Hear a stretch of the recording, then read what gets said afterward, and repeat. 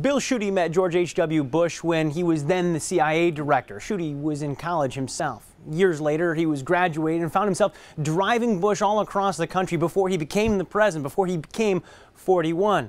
He says those days they all used to call him half-half because he liked to share half of everything. And one of those things he shared with Schuette was advice. America's lost a powerful, kind, wonderful leader, that's to be sure. There was not a mean-spirited bone in his body. For some, George H.W. Bush is a former president, a leader whose calming voice was best recognized booming over the television. For a new breeze is blowing, and a world refreshed by freedom seems reborn. But behind the presidency, behind those archival photos of a Yale graduate, a soldier, George Bush was a regular guy to those who knew him best. Bill Schuette tells me he was fresh out of college in '79 when he had to borrow his mother's Jeep to drive the soon-to-be president to a campaign event. Because my Camaro was just not going to do, picking him up at the airport. So it was George Bush, Bill Schuette on the way to an event in West Michigan, and I remember he turned to me and looked at me and said, "Schuette, nobody said it'd be easy, and everybody was right." That dry wit was helpful years later. Schuette no longer the campaign worker, now the candidate. He had just lost a Senate race. Among the first to call him, his old friend 41.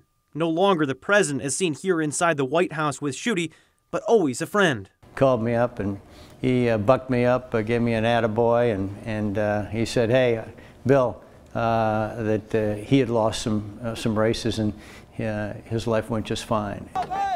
And while many will remember Bush's legacy, overseeing the fall of the collapse of the former Soviet Union, the end of the Cold War, Schuette says he doubts Bush would be focused on his personal legacy.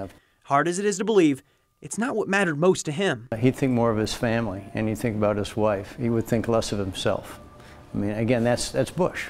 His mom, if you read some of his biographies and autobiographies and books, his mom taught him not to brag. His mom said, "You give to others." You know, Schuette says that Bush didn't talk about service much. It wasn't something he liked to brag about, but it was something that was important to him because service to country was something he put above everything else, except, of course, for family.